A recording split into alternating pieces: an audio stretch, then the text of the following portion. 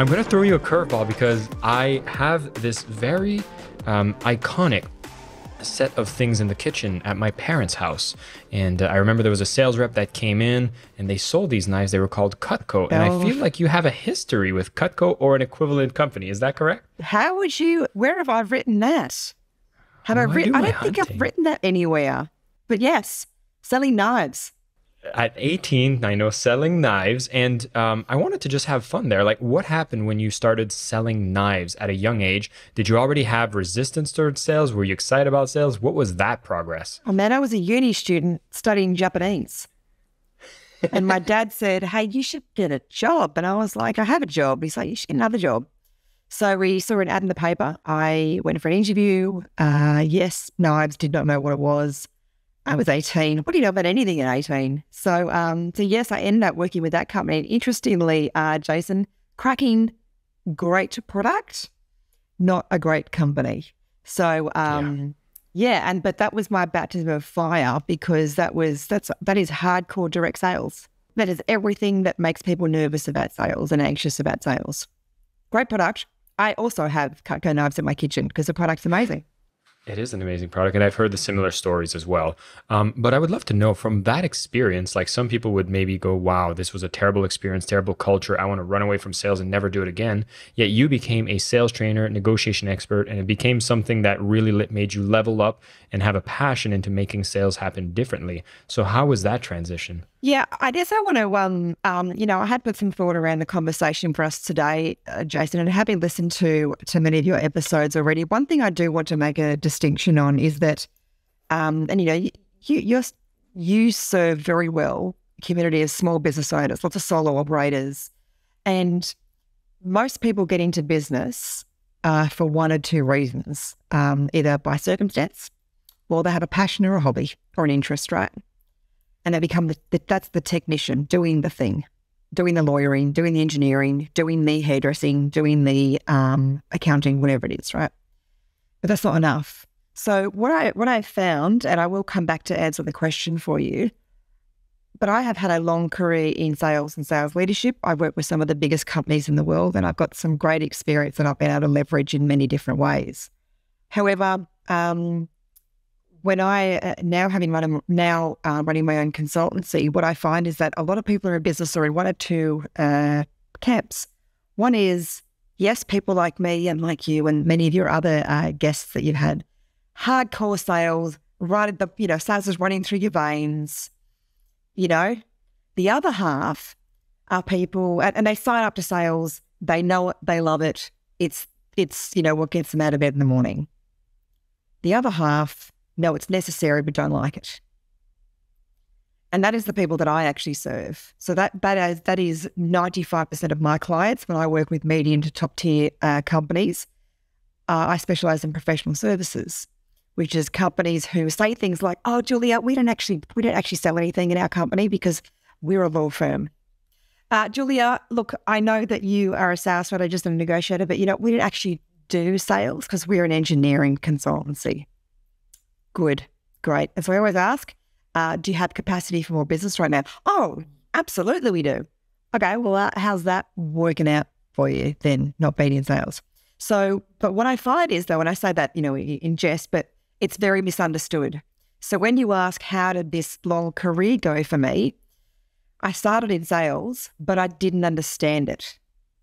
What I was doing back then as an 18-year-old, I'm 43 now, but what I was doing back then, Jason, were not sales techniques.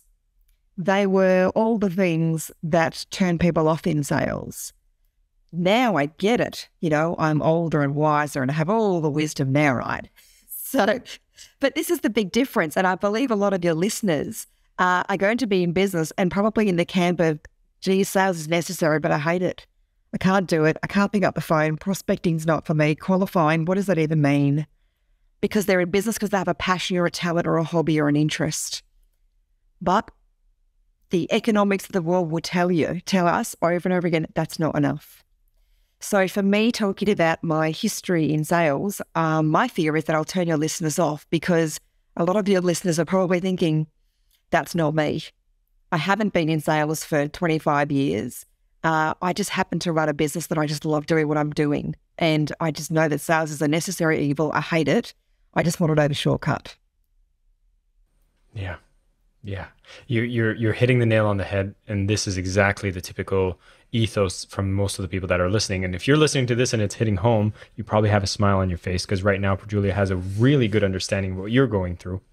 And I've noticed that, I think I've picked up this passion. It's funny because I have this, knack for sales. I love sales. I want to enable people to be able to sell with love. But I look at even my father actually as an entrepreneur, swimming pool business. And he always had sales reluctance. He's like, we don't do sales. It's all word of mouth. I'm like, yeah, how do you think that happens? It's, things need to sell. And so when you even mentioned how we talked about sales qualifying as the highlight for this episode, most people don't even know what that means. And so in your terms, if someone's coming into it understanding that, well, if you're listening to this show, sales isn't evil. It's a place that comes from love. And you're listening to these amazing experts like Julia who are showing us the way. I wanted to make sure we got deeper into this whole idea of sales qualification, understanding that we're all in sales. What exactly is that being defined as within your terms? So a part of, when I started out in my own company, Jason, just to give some more context, I was doing something very different from what I was doing now. Still in sales, but doing something differently. And you know what? You take what you can get, you do it for $1. Do it for free, just do the things, get the runs on the board, get some revenue in. Now it's very different. I choose who I want to work with. I can reject people who haven't, politely and respectfully, that aren't the right fit for me. I've done that recently with someone. They're just not the right person that I want to work with, actually. But it never used to be like that. So in the beginning, if you have listeners who are on the earlier end of the business cycle, maybe you are doing taking what you can get and doing it for $1. Maybe you're just talking to everybody and meeting everybody and servicing everybody. But ideally what we want to do is we want to do satisfying work. So if you've got people who are listening that might be, for example, a lawyer who thinks like, I've worked for a firm, I can go on my own and I'll start my own firm. Great, go start your own firm. Happy. I think this is a great decision. They might be thinking, well, the clients that I'm just doing business for now aren't really what I want to be doing. I want to be doing servicing the clients like where I was working in my nice cushy corporate job where I had my nice fat salary. But that's because that company is a lot of qualifying. They've also probably spent millions of dollars in marketing to attract better clients. Ultimately, what helps businesses go round is revenue, right?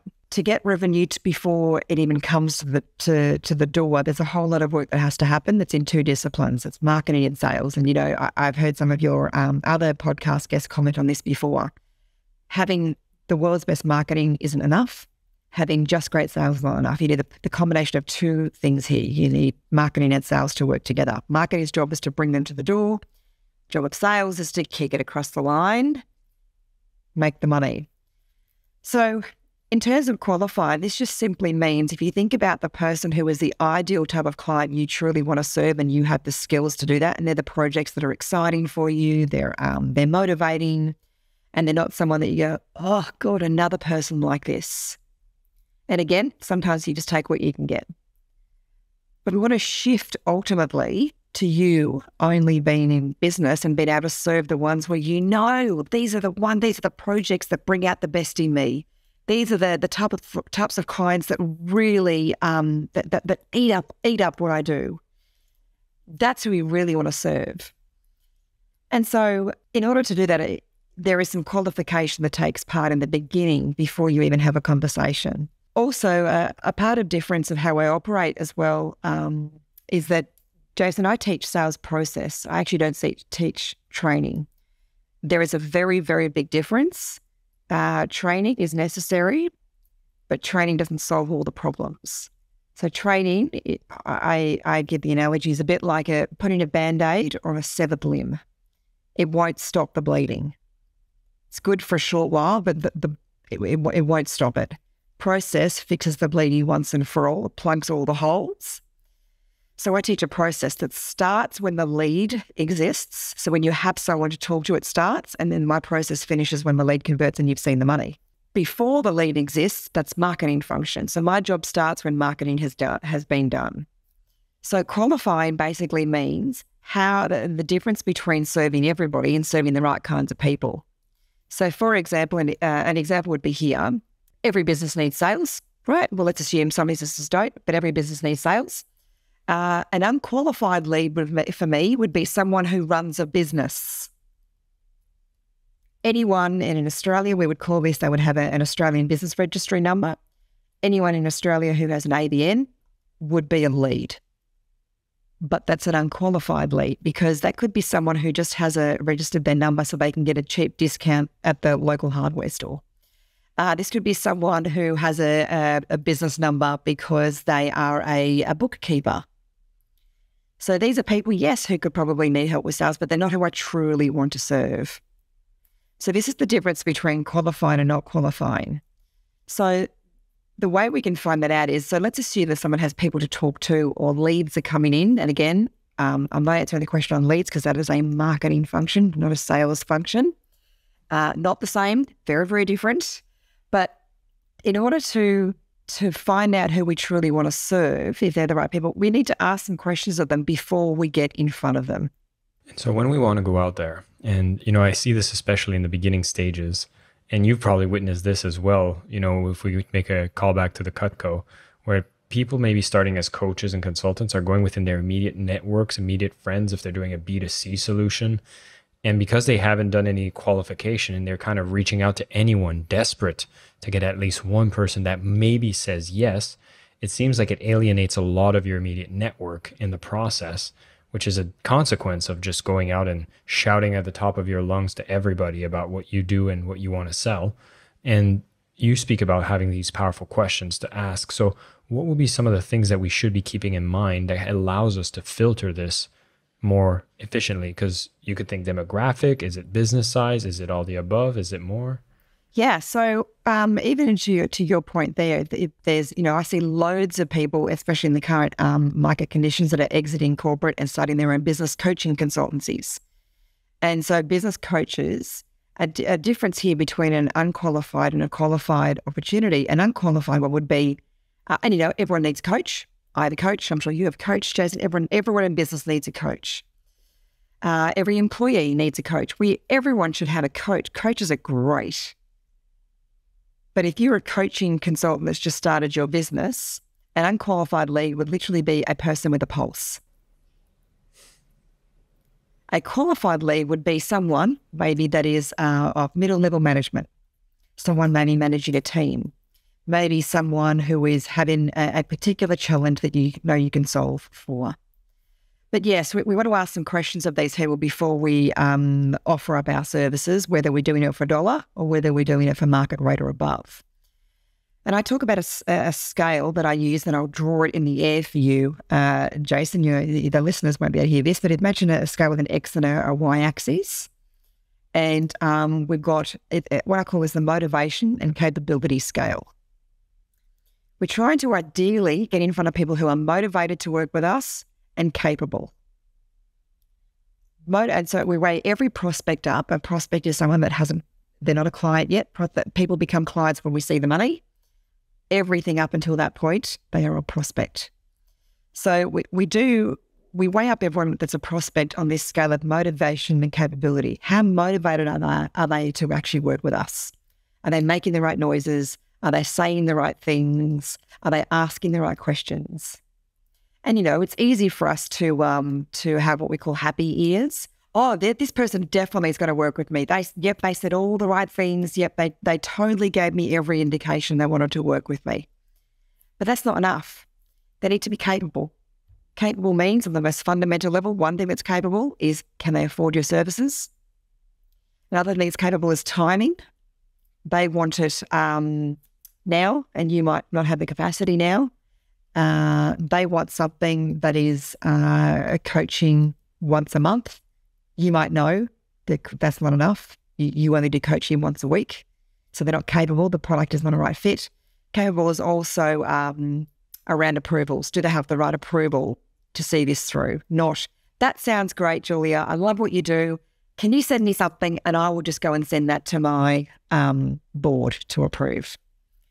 They're not capable. So we get in front of people who are motivated to buy from us and are capable. so that they want to and they actually can. I feel like one of the struggles I notice a lot of the people I work with is they are finding a lot of the motivated people without the financial capabilities to afford their service. And they themselves have their own internal struggles and blocks around money.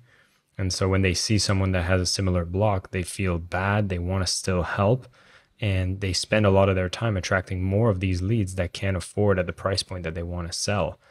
Is that a symptom from I guess that would be on the marketing side, or is it because we keep attracting things around needing to look differently, think differently? Maybe it's our own blocks that's coming up. What have you noticed? I think it's a timing thing in my experience. I've been doing this for a long time, and I genuinely believe it's a timing thing. If I look at any business that I service now and work with, Jason, even some really big brands, when you get to, when you work with people for a long time, you find out how they started and how the business came about, and you hear all the great stories. And most people say they started the business because by family, which is maybe circumstance, or they had an idea, passion or a talent. But they never started off charging millions of dollars for contracts. But I truly believe it's a timing thing. And when I started, as I said, I do it for a dollar, do it for nothing. Felt sorry for people, wanted to help, desperate to get the job. So I do think a lot of it's timing.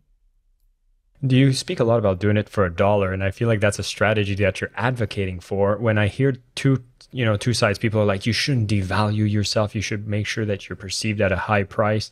But here you're encouraging people to do it for a dollar. No, What's the wisdom behind there? No, I want to clarify. I'm not encouraging people to do it for a dollar. I guess the analogy I'm using here is you do anything to get the business when you start out. You take below market rate. Someone says, oh, look, Jason, I can't pay you this much, but I'll pay you this much. You go, yep, I'll do it.